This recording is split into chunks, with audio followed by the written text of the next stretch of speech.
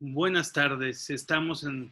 Iniciando la ponencia Gobierno Abierto, una opción para política pública para el desarrollo en los gobiernos locales, que se desarrolla en la Universidad Politécnica Metropolitana de Hidalgo. Y el equipo está conformado por su servidor Raúl Alberto Rodríguez Alvarado de la Universidad de Colima. Soy profesor investigador y también soy estudiante de la UNIVIM, de la Universidad Virtual del Estado de Michoacán, por el doctor Miguel Ángel Medina Romero, que es investigador de la Universidad Michoacán de San Nicolás de Hidalgo, el doctor Alejandro Bustos Aguilar, de la Universidad Virtual de Michoacán, y el doctor Rodrigo Ochoa Figueroa, de la Universidad Michoacana de San Nicolás de Hidalgo.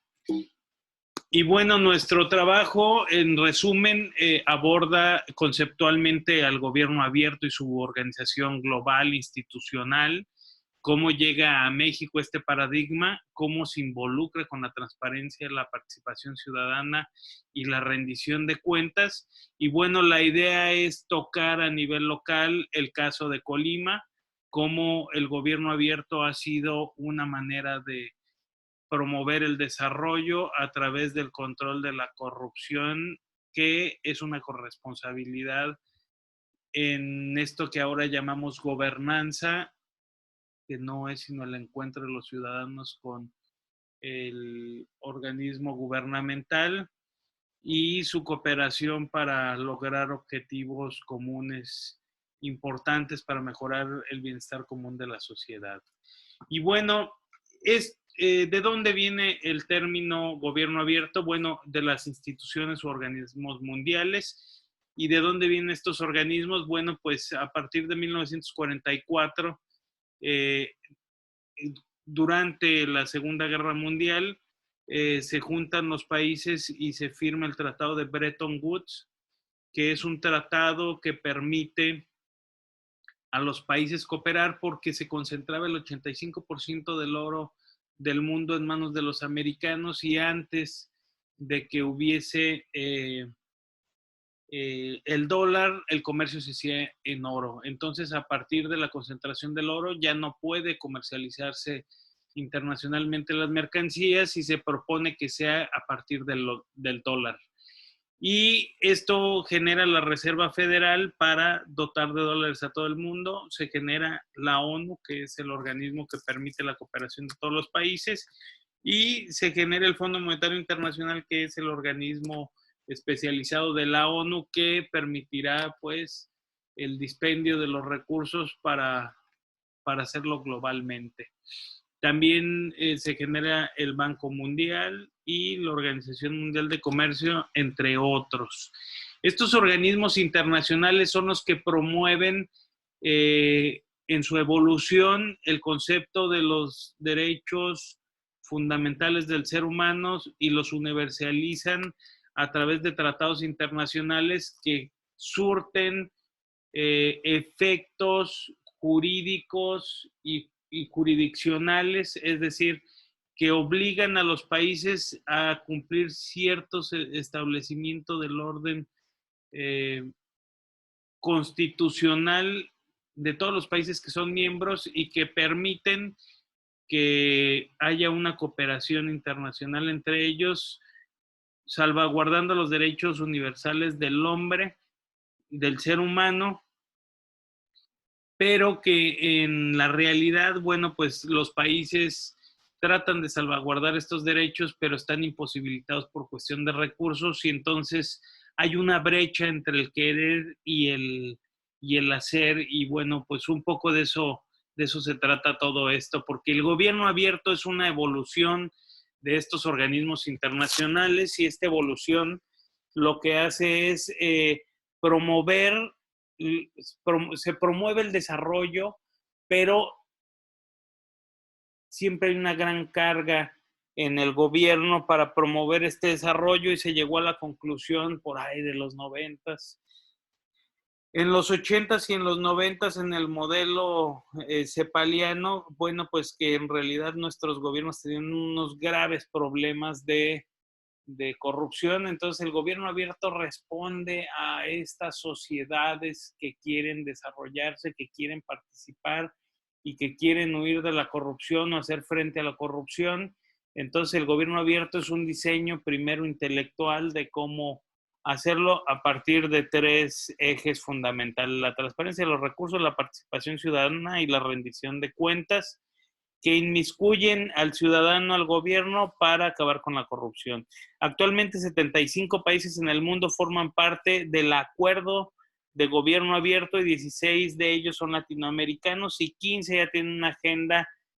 que ya va en su tercera o cuarta edición. ¿Qué es el gobierno abierto? Bueno, pues no hay un consenso sobre una definición básica universal, pero sí hay un consenso sobre lo que debe de contener esta definición si la hubiere. Y es que es una filosofía político-administrativa que se justifica en cómo se administran los gobiernos, quién debe de administrarlos, quiénes deben de, cómo deben de hacerlo y qué principios deben de seguir. Es una profunda reflexión colegiada sobre cómo el diseño de un gobierno participativo debe promover el desarrollo a partir de estos grandes ejes que se reducen a la participación ciudadana, que mejora la confianza, porque además el gobierno abierto obedece a esta crisis de gobernabilidad y bueno, pues no es otra cosa sino el involucramiento de la sociedad el que rescata al gobierno y a su trascendental responsabilidad para promover el bienestar común. En México nos llega a partir del 2002, el gobierno empieza a adoptar el gobierno abierto a través de la transparencia. Se publica el Plan Nacional de Combate a la Corrupción y Fomento a la Transparencia y la Ley Federal de Transparencia y Acceso a la Información Pública, que motiva a los portales gubernamentales de transparencia. Pero es en el 2009 cuando tiene más trascendencia, porque el gobierno de Estados Unidos, por medio de su presidente Barack Obama, decreta el gobierno abierto y unas líneas de acción que se vuelven en 2011 la Alianza para el Gobierno Abierto, del cual México es uno de los 8 países fundadores. Se vuelve una alianza de organismo multilateral y en 2011, bueno, pues ya se promueve directamente. En México hace su primer plan de acción como miembro fundador, incluye todas las propuestas del gobierno federal más 36 propuestas de la sociedad civil que permiten inmiscuirse, meterse a este gobierno abierto. El 2013 empieza el segundo plan de acción que contiene 17 compromisos adicionales a los 9 proyectos presentados por el gobierno de la República y en 2014 ya ha cumplido el 100% de las metas establecidas. En el 2012 ya se incluyen a los gobiernos de los estados y en el 2014 se proveyó de autonomía constitucional al Instituto Federal de Acceso a la Información Pública y Protección de Datos, que es el IFAI, y que ya es una institución que promueve abiertamente el gobierno abierto, valga la redundancia. ¿Cómo llega a los municipios? Bueno, pues en el 2015 se estima que solo el 15% de los municipios cuenta con algún ordenamiento de participación ciudadana, solo el 21% regula la transparencia, solo el 5% regula el combate a la corrupción y solo el 15% de los municipios del país tiene algún mecanismo de participación ciudadana. La revista Política Digital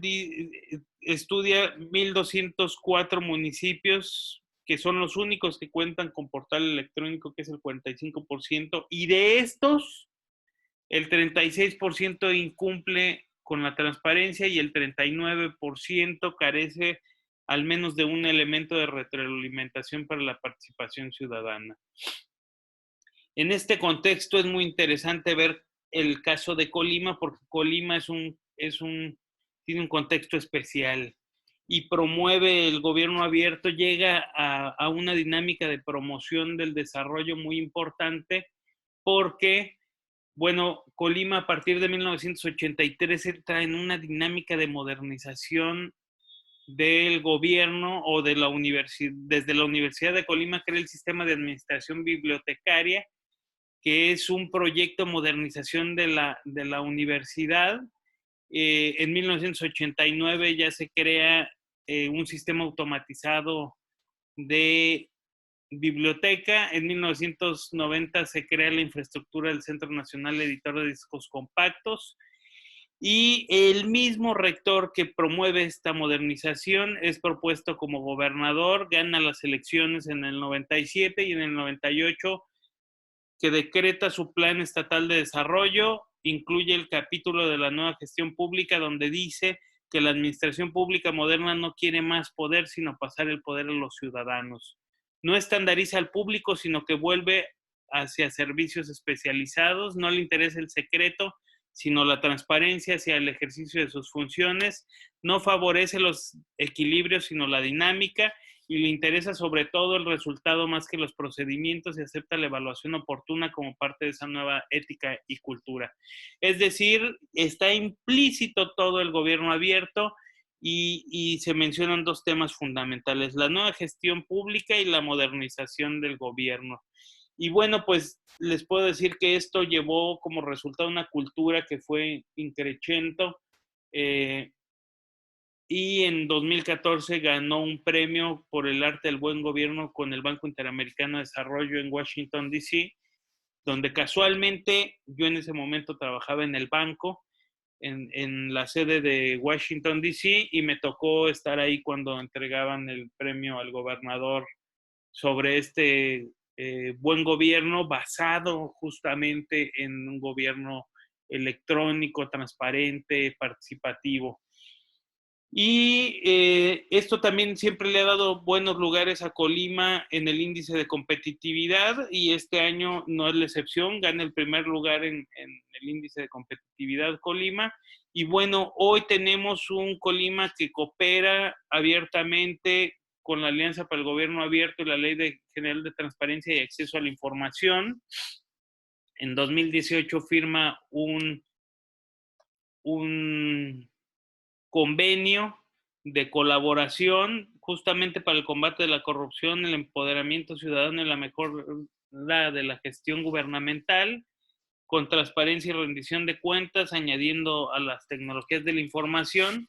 Y bueno, en el 2019 ya se instaura, en el 2020, el Secretariado Técnico Local del Ejercicio de Gobierno del Estado. Y bueno, pues en un ejercicio donde se informan las labores, ya hay 5,213 solicitudes de información, lo cual quiere decir que está funcionando. Y bueno, por último, lo que les queremos comentar es que este modelo, que primero se creó teóricamente, llega a México institucionalmente a través de los organismos de cooperación multinacional, se instaura por medio de las leyes en los tratados que causan jurisdicción, pero que cae bien y en Colima llega y transforma, se une a un proceso de transformación muy coherente de desarrollo y ha caído bien. Sin embargo, en la práctica existe una distancia entre la participación real que dirige al gobierno y los proyectos que el gobierno impulsa. Es decir, falta todavía ese proceso de adaptación o de tropicalización profunda que permite a la sociedad manejar o compartir la agenda, co-crear la agenda con el gobierno, pero sin duda ha sido un elemento fundamental para el desarrollo. Y bueno, pues para cualquier cosa estamos para servirles y esperemos que les haya gustado.